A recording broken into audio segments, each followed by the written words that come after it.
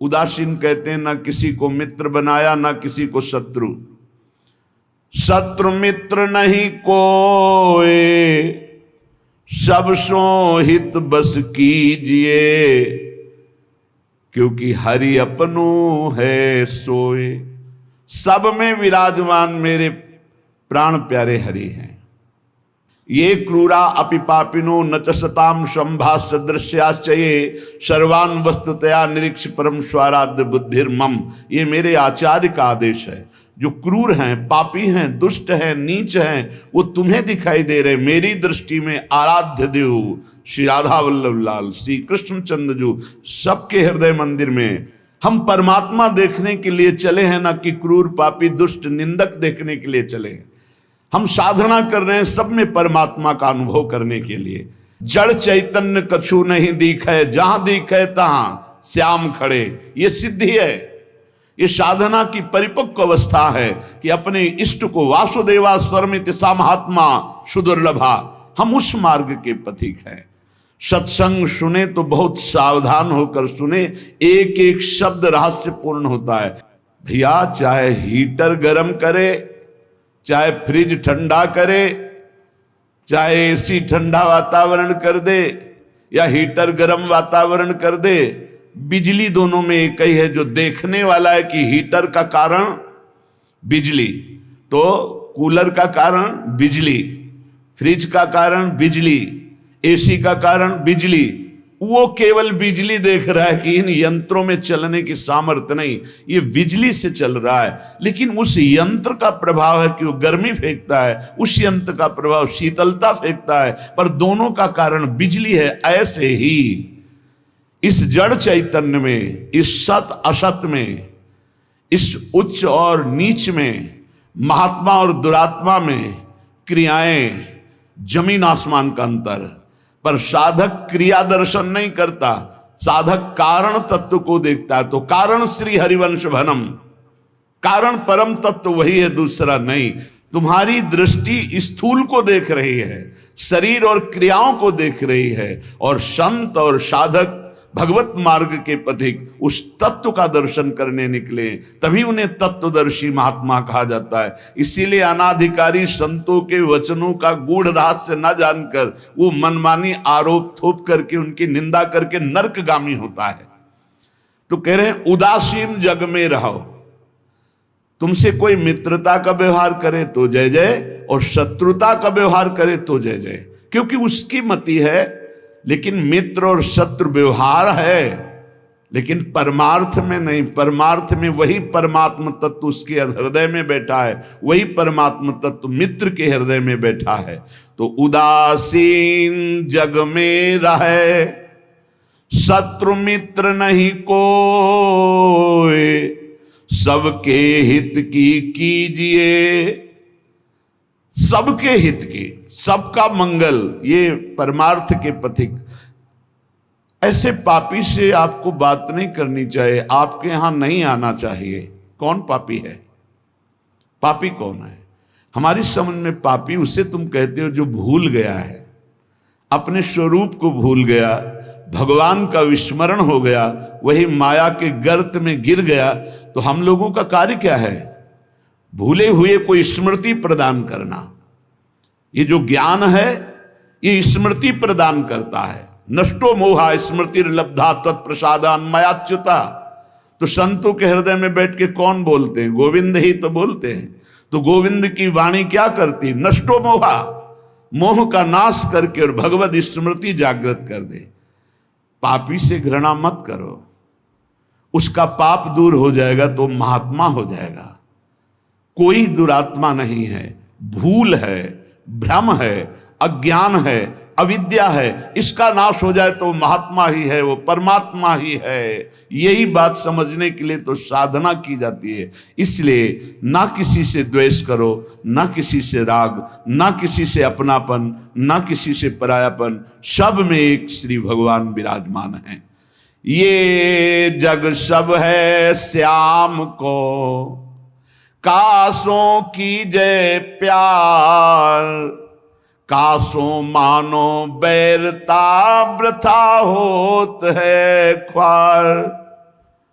ये सारा संसार स्वयं श्याम सुंदर बने हुए हैं। मत्ता परतरम नान्यत किंचिदस्ति धनंजय, हे अर्जुन मेरे सिवा कुछ नहीं है, मैं ही मैं हूं। तो कह रहे फिर काहे को किसी से बैर करते हो, काहे किसी की निंदा करते हो। वो बैठा मुस्कुरा रहा है सच्चिदानंद की मैं छुपा छुपी का खेल खेल रहा हूं, तू पहचानने चला था, कहां पहचान पाया। मैं इस चादर को ओढ़े हुए जड़ चैतन्य की मैं ही विराजमान हूं, मुझको ढूंढ लो। संत खोजी होते हैं, क्या खोजते हैं, उसी परम तत्व को जो सब में विराजमान है। हरि इच्छा ही मानिए भली बात जो होए, जो बिगड़े सो जीव से ताको डारे धोए। उपासक अपने में कभी अहंकार न करे, जब अच्छे सद्गुण दिखाई दे तो हरि गुरु का प्रसाद है। अपने से गलती हो जाए तो उसे भगवान की इच्छा ना माने, ये हमारा अज्ञान है, ये हमारी गलती, हमारा दोष है, और उस दोष का प्रायश्चित करे, दंड दे, क्षमा ना करे। दूसरों को भले क्षमा कर दे, अपने मन को क्षमा ना करे। जो अपने मन को सब क्षमा करते, सब दूसरों के जरा से दोष को क्षमा नहीं कर सकते, अपने पहाड़ जैसे पाप को भी क्षमा कर देते। यहां सिद्धांत उल्टा है।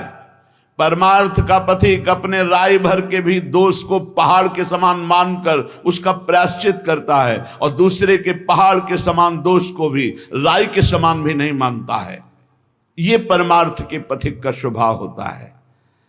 हमारे से अच्छा बन गया श्री गुरुदेव की कृपा, श्री लाडली जी की कृपा। बुरा हो गया ये मेरी गलती, मेरी वासना है, ये मेरा अहंकार है कहीं जो मेरे से गलती करवा दिया। यही बात गोस्वामी तुलसीदास जी कहते हैं, गुण तुम्हार समुझे निज दोषा, जय सब भांति तुम्हार भरोसा। सब प्रकार से आपके भरोसे है। जो गुण हैं वो हे हरि आपके प्रदत्त हैं, जो दोष है वो मैंने किया, मैं दोषी हूं। जो बिगड़े सो जीव सो ताको डारे धोए, उसका प्रायश्चित करे। सच्चा साधक कभी क्षमा नहीं करता अपने को, उसको प्रायश्चित गुरुजनों से मिलकर निश्चित करता है। जाओ इतने दिन व्रत रहो, परिक्रमा लगाओ, ये सब दंड मन को मिल रहा है, मन निर्मल होगा। अपने पापों को तो प्रायश्चित नहीं करते, दूसरे की जरा सी गलती को पहाड़ जैसा वर्णन कर देते। ये भगवान के दास नहीं होते, ये भगवत विमुख जन होते हैं। उरहरि पेरक जो करे, जोई सब कुछ होई, जीव आपनो मान सुख, दुख देखे तब रोई। अगर आपके साथ कोई व्यवहार अनुकूल कर रहा है या प्रतिकूल, तो आप क्रिया को मत देखो, अनुकूल प्रतिकूल, कारण तत्व को देखो। हृदय में बैठा हुआ और प्रेरक रघुवंश विभूषण भगवान प्रेरणा कर रहा है। क्यों? क्योंकि मुझे वो अनुकूल प्रतिकूल से ऊपर उठाना चाहता है। इसलिए अनुकूल प्रतिकूल परिस्थिति सांसारिक पुरुष को हर्ष या शोक देती है, लेकिन भक्त को या भगवत मार्ग के पथिक को नहीं, क्योंकि वो कारण तत्व को देखता है। जब प्रभु अपनावे जीव को, तब ये तिरस्कार अपमान निंदा देते हैं। जिसको प्रभु अपना लेते हैं उसके जीवन में ये जरूर कृपा करके आते हैं, तिरस्कार अपमान निंदा। क्यों? क्योंकि इसका एक चिपकाव का स्वभाव है। कोई जरा सा प्यार करे बस वो मान लेता ये मेरा। कोई वस्तु अच्छी लगी, चिपक गया, बस उस वस्तु, इसके बिना मैं नहीं जी सकता। जो वस्तु व्यक्ति स्थान के प्रति ममता है, आसक्ति है, लगाव है, ये तिरस्कार अपमान और निंदा के द्वारा दूर होता है। जब निंदा हुई, तिरस्कार हुआ, अपमान हुआ, जैसे बिल्व मंगल जी का तिरस्कार कर दिया, कट वचन बोले चिंतामणि ने, तो भगवान की तरफ कदम बढ़े। नहीं, जीव का जो मन है वो चिपकू स्वभाव का है, वो आसक्ति, वो ममता, वो राग कर लेता है। जरा सा बोल दे, जरा सा अनुकूल हो जाए तो वो उसी में राजी हो जाता है कि ये मेरा है। प्रभु ऐसा होने नहीं देते। बड़े कृपालु हैं, अपने जन को फंसने नहीं देते, इसलिए वहां से प्रतिकूलता दिलाते हैं, तिरस्कार दिलाते हैं, कटुवचन दिलाते हैं, तो वो फिर चैतन्य होता है। अरे नहीं, इस जगत में कोई नहीं, हरि के सिवा मेरा कोई, फिर हरि की तरफ भागता है। तो कह रहे कि ऐसी भगवान की अहेतुकी कृपा है कि जब जीव को भगवान अपनाते हैं तो तिरस्कार, अपमान, निंदा देते हैं। घबराओ मत, उतना ही देंगे जितने में तुम परिपक्व हो जाओगे। तुम्हारा पतन नहीं हो सकता, तुम इतना दुखी नहीं हो सकते कि परमार्थ छूट जाए। और काटे भव के फंद, चरण कमल में राख हैं श्री वृंदावन चंद्र। वृंदावन चंद्र युगल सरकार ऐसी परिस्थिति बना देंगे आपको। जो सुन रहे हैं बहुत धैर्य से, हो सकता है तुम्हारी वास व्यवस्था कमजोर हो सकता है तुम्हारी भोजन व्यवस्था कमजोर हो सकता है तुम्हारी अर्थ व्यवस्था कमजोर हो। काट लो समय, ये काट लो समय। आगे जो आपको प्राप्त होगा वो इन सब से परे है। नाशवान परिस्थिति, नाशवान धन, नाशवान भोग, इससे परे अविनाशी परम पद मिलेगा। और ये हम विश्वास पूर्वक तुम्हें कह रहे हैं कि भगवान अपने भक्त के योगक्षेम का वहन करते हैं। आप निश्चिंत रहिए, इंतजार करो, ऊबना मत, कैसी भी परिस्थिति हो भागना मत। यहां हर एक को श्री जी देख रहे हैं। जितनी परिस्थिति में तुम्हें वो रख रहे हैं, तुम उसी के लायक हो। लायक का मतलब तुम्हारी अध्यात्म की स्थिति के लिए बहुत जरूरी है। नहीं, मेरी प्रियाजू के पास कुछ कमी नहीं है, वो आप देख रहे हैं, आप स्पष्ट देख रहे हैं, आप समझ नहीं सकते स्थिति को। अगर हम गिरिराज जी जाना चाहते हैं परिक्रमा लगाने, तो हमारे 2-3 ब्रजवासी थे, उनसे जाके कहते दंडवत बाबा गिरिराज जी जाना है ना आपको, क्योंकि 1-2 बार जैसे ये 30 रुपया लीजिए आने जाने का किराया। आप कैसे तुम्हें बताए, केवल भगवद आश्रय रखना। तुम्हें जो भोजन की समस्या, जो वस्त्र की समस्या, जो वास की समस्या, जो अपमान, जो परिस्थिति, ये बहुत जरूरी है। हम वंदना करते हैं उस परिस्थिति की, क्योंकि वही परिस्थिति शरणागति पुष्ट करती है। अन्य आश्रय मत ले लेना, अन्य भरोसा मत कर लेना। मेरी लाडली जो डायरेक्ट आपकी व्यवस्था संभाल रही हैं, यहां वही प्रवेश पा रहा जिसे श्री जी देख रही है। पर दुर्भाग्य है कि ऐसी करुणा होने पर भी वो अपराध करता है। वो करुणामयी स्वामिनी के भाव को न जानकर वृंदावन को एक शहर मानता है, और यहाँ आकर होटल में वास करके नाना प्रकार की कुचेष्टाएं करके पाप कमा कर जाता है। मेरी स्वामिनी जी की कृपा की अवहेलना करता है। प्रथम यथामति प्रणवों श्री वृंदावन अति रम्य, श्री राधिका कृपा बिनु सबके मनन गम्य। यहां प्रवेश भी नहीं कर सकते। जब स्वामिनी जी इतनी दयालु आपको कृपा की, आपका सौभाग्य वर्धन के लिए धाम बुलाया, तो यहां आकर थोड़ी तो साधना कर लो। यहां वो कार्य तो मत करो जो तुम्हें नरक ले जाने वाले हैं। वो समझ नहीं पाते हैं। ये कोई वृंदावन धाम है, कोई शहर नहीं, कोई नगर नहीं कि आप पैसे के बल से आए, होटल लिए, मनमानी खान पान, मनमानी भ्रष्टाचार का आचरण, तो तुम्हारी दुर्गति हो जाएगी।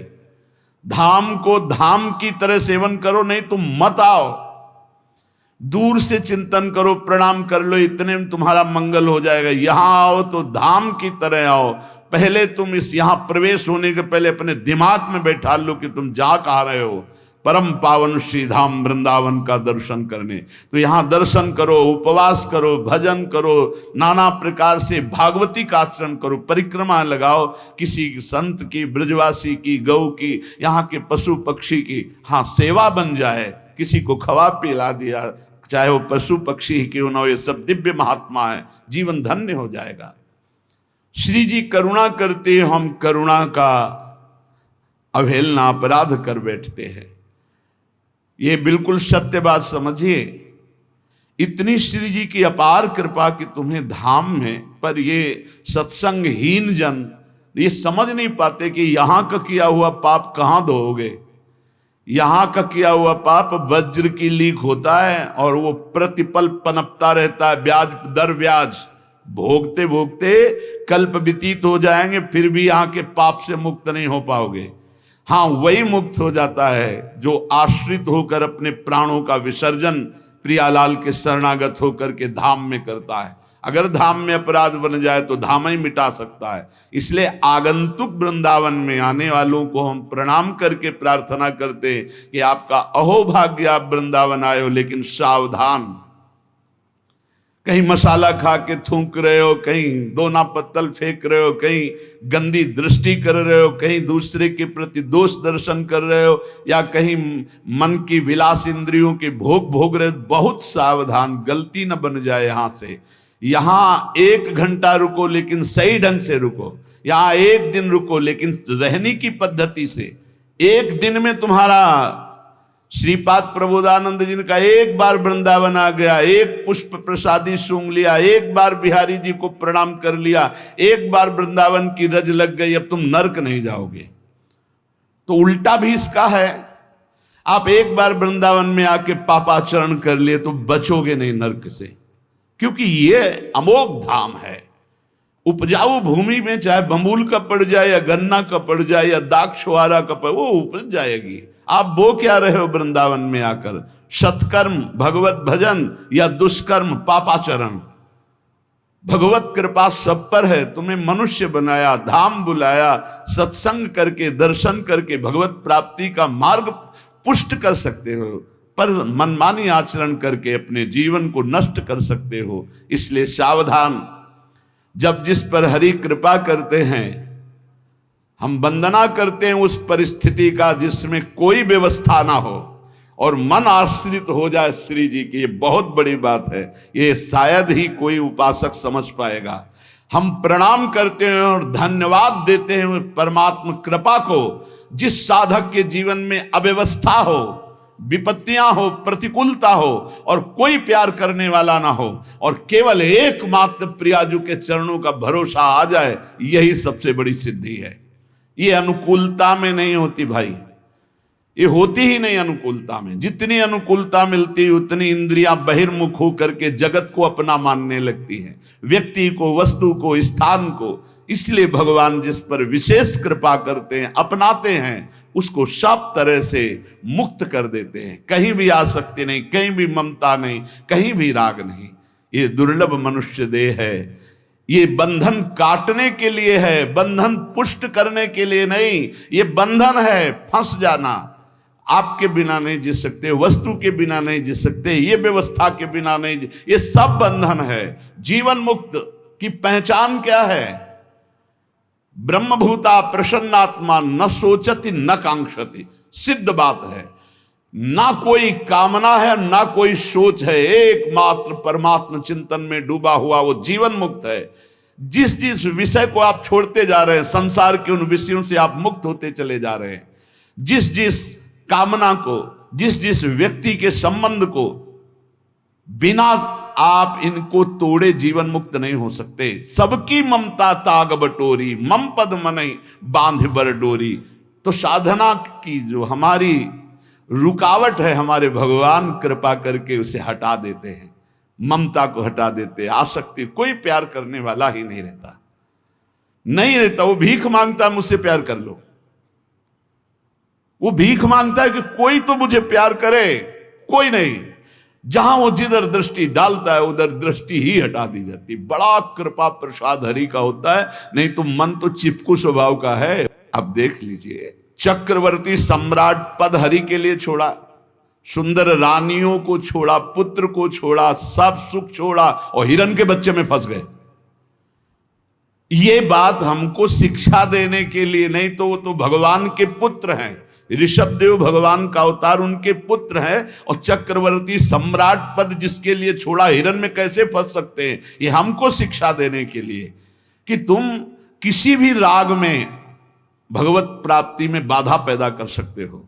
तो भगवान जिस पर कृपा करते हैं वो स्वयं राग से बचा देते हैं। उसे कोई प्यार ही नहीं करता, उसे कोई अपना ही नहीं मानता। अगर वो किसी को अपना मान ले तो ऐसा वहां से कड़ुआहट दी जाती है कि दोबारा उधर अपना मानेगा ही नहीं। वो सीधे भगवान की तरफ चलेगा। ये भगवान की अहेतुकी कृपा होती है। श्रीपाद प्रबोधानंद जी महाराज कह रहे, निरस्त त्रैगुण्यम हरिरसद पुण्यम स्वकृपया धरण्यम तो भारतम विमल परमानंद सुघनम इदम वृंदारण्यम बहदतुल माधुर्य सुषमा महावन्यम धन्यः सरयति बहुमान्य स्त्री जगताम। तीनों लोकों में सबसे महान धन्य है वो जो तीनों गुणों से परे करके सच्चिदानंद हरि रसदाई श्रीधाम वृंदावन का अखंड वास पा गया। ए भाई, जिनको मिल गया हो तो छोड़ना मत कि पड़ोसी ठीक नहीं है, व्यवस्था ठीक नहीं है, कोई सेवा करने वाला नहीं। एक सोच बनी रहती है उपासकों के अंदर। बहुत पहले की बात है और अब भी वर्तमान में कुछ साधकों में हो सकती है, उसके निवारण के लिए हम प्रार्थना करते हैं। एक बार एक साधक ने कहा कि महाराज जी आप हो तो हमारा जीवन आपके शासन से सही चल रहा है, कल जब आप नहीं होंगे तो आपका शासन नहीं होगा। आज उसका समाधान सबके लिए कह रहे हैं जिन साधकों के अंदर है। आप किसी मनुष्य की शरण में हो क्या? पहला हमारा प्रश्न है उन साधकों से जिनके हृदयों में ये बात है कि अगर सामने से ये शरीर चला जाएगा तो हमारी साधना बाधित हो जाएगी, हम एक असहाय असमर्थ अनाथ हो जाएंगे। तो हम ये पूछना चाहते हैं आप पांच भौतिक शरीर के शरणागत हुए हैं क्या? तो उत्तर आएगा नहीं, क्योंकि कोई शरीर का शरणागत नहीं होता है। शरीर परिवर्तनशील, नाशवान, प्रतिपल नष्ट हो रहा है। आप किसकी शरणागत हो? आप उस चैतन्य घन की शरणागत हो जो सर्वलोक महेश्वर है, वही गुरु है, वही परमात्मा है और वही चराचर जगत में व्याप्त है। क्या वो त्रिकाल में तुमसे कभी अलग हो सकता है? और एक हम ज्ञानेश्वरी टीका जो श्रीमद् भगवत गीता जी की और श्रीमद् भागवत की कुछ की है, उसकी बात पढ़ करके उन्होंने कहा कि जब हम किसी सदगुरुदेव का वर्णन करते हैं तो सदगुरुदेव का सूक्ष्म स्वरूप हमारे हृदय में आके बैठ जाता है, और जब तक हम जीवन मुक्त नहीं हो जाते तब तक गुरुदेव भी जीवन मुक्त नहीं होंगे। कौन से गुरुदेव? जो आपके दिमाग में बैठ गए, आपके अंदर बैठ गए। एक शरीर है और एक तत्व है, और तत्व सशरीर तुम्हारे अंदर समा गया है। अब देखो महाराज जी ने बात कही थी तो महाराज जी सामने दिमाग में है और उनकी बात सामने है। ये पूरे जीवन तुम्हारी रक्षा करेगी। और भरण पोषण ना कुछ हमारा था, ना है, न रहेगा। प्रभु हमारे हैं, प्रभु का सब कुछ है, प्रभु का सब कुछ था और वही सब कुछ करते रहेंगे। तुम निष्ठावान बनो, तुम अलग से भुवन रचना कर देंगे तुम्हारे लिए भगवान। एक छोटे मोटे स्थान की बात क्या, अलग से तुम्हारे लिए भुवन रचना कर देंगे। यदि गुरु निष्ठा वाले हो तो विश्वास कर लेना, पहले तुम्हारा विश्वास का परीक्षण होगा और परीक्षा में पास हो गए तो भुवन के भुवन तुम्हारे कर देंगे। अनंत ब्रह्मांडों के मालिक हैं। तुम अपने जीवन की परवाह करते हो, इसका मतलब तुम शरणागति में अभी कलंक लगा रहे हो। मेरा प्रभु बचपन से कह रहा हूं, इसीलिए बोल देता हूं, यह अहंकार बना ही रहेगा। बचपन से हम जिनकी शरण में उनके दुलार को आज तक देखते रहे, कोई एक साथी नहीं रहा कि हमें 10 कदम भी हाथ पकड़ कर चला दे। 13 वर्ष की अवस्था कोई अवस्था होती है, ज्ञान विज्ञान संपन्नता होती है, और उसी समय से गंगा का किनारा पकड़ा और आज तक मेरे भगवान मेरे साथ ऐसे करुणा कर। तो वो भगवान क्या तुम्हारे नहीं है? क्या तुम्हारी शरणागति का वो पालन नहीं करेंगे? फिर ये प्रश्न क्यों हो जाता है मुझे किसने संभाला बचपन से अभी तक? किसने संभाला? कोई विश्व में ऐसा नहीं कह सकता कि 10 वर्ष हमने संभाला, एक दिन भी नहीं। वही परम गुरु गुरुदेव का रूप। गुरुदेव तो बाद में मिले हैं, घर से तो उसने पहले निकाला। सूक्ष्मता से देखिए, उस जगत गुरु ने घर से निकाला वैराग्य दिला के, उस जगत गुरु ने भ्रमण कराया, फिर गुरु रूप से मिले, फिर हमको सतमार्ग में चलाया, फिर अंतर ध्यान हो गए, फिर सदगुरु रूप से आगे मिले, फिर पला, फिर सदगुरु रूप से आगे, वो आगे आगे बढ़ता चला जा रहा है। वही परमात्मा तत्व, वो क्या तुम्हारा नहीं है? तुम निर्भय निश्चिंत नहीं? अरे तुम शरणागत हो, चल के तो दिखा एक कदम विपरीत। अगर थोड़ी भी शरणागत हो गए तो एक कदम तो विपरीत नहीं चल सकता जीवन में, यदि शरणागत है। और जो शरणागत है तो माया मां की तरह दुलार करती है, मां की तरह। हमारी बात को समझ लेना, माया उनको विघ्न डालती है जो सूरवीर हो करके माया को जीतना चाहते हैं, और जो माया को मां मानते हैं, मां की तरह दुलार करती हो, भगवान को प्राप्त हो जाते हैं। माया कभी बाधा नहीं पहुंचाती। इसीलिए हरिदासों में कहीं भी माया का प्रभाव नहीं देखा जाता। वो तब होगा जब कीन हो इस कबहू अभिमाना, शोक होवंचा कृपा निधाना। अगर अभिमान रहित होकर दैन्य भगवान की शरण में, तो माया है ही नहीं, वो मां है। देखो सियाजू के लिए क्या कह रहे हैं रघुनाथ जी मनु जी से, आदि शक्ति जय जग उपजाया सो अवतरी मोरिया माया। वही हमारी जननी है, वही हमारे सर्वस्व हैं। वो पालन पोषण करके भगवान से मिला देती, वो श्रृंगार करके भक्ति का भगवान से मिला देती। बाधा तब पहुंचती जब अहंकार होता है और माया पर विजय प्राप्त करने की बात होती, तब प्रश्न खड़ा हो जाता है। और जब भगवान के अधीन हो जाते हैं तो माया मां की तरह दुलार करती हुई भगवत प्राप्ति करा देती है। निरस्त त्रैगुण्यम, वृंदावन में रहने मात्र से निरस्त हो जाते तीनों गुणों के प्रभाव, सतोगुण रजोगुण तमोगुण। इनसे ऊपर त्रिगुणातीत प्रिया प्रीतम के प्रेम की प्राप्ति होती है। हरि रसद पुण्यम, ऐसा यहां वास मात्र से सुकृत होता है। वास मात्र भजन है। हमारी बात को बांध लो, कुछ भजन ना हो तो भी पड़े रहोगे तो तुम्हारा सच्चा भजन भगवत प्राप्ति करा देगा। यह सच्चा भजन होगा। चद्दर में 4 कोने हैं, एक कोना पकड़ के घसीट लो, पूरा चद्दर आ जाएगा। उपासना रूपी चद्दर के 4 कोने हैं, नाम रूप लीला धाम। हम नाम निरंतर नहीं जप पा रहे, रूप का ध्यान नहीं बन रहा है, लीला का चिंतन नहीं बन रहा है, लेकिन धाम का अखंड वास कर रहे हैं तो एक कोना पकड़ लिया जोर से, पूरी उपासना आ जाएगी। नाम रूप लीला धाम एक पकड़ लो। कोई आप दूर रहते हैं, धाम वास नहीं करते, निरंतर नाम का चिंतन और धाम का आश्रय, पूरी उपासना जागृत हो जाएगी। आप प्रभु की सेवा में लगे, प्रभु का नाम जप कर रहे हैं, अपने कर्तव्य का पालन कर रहे हैं, अंततो गत्वा आपको भगवान की प्राप्ति निश्चित होगी। कोई एक पकड़ लो।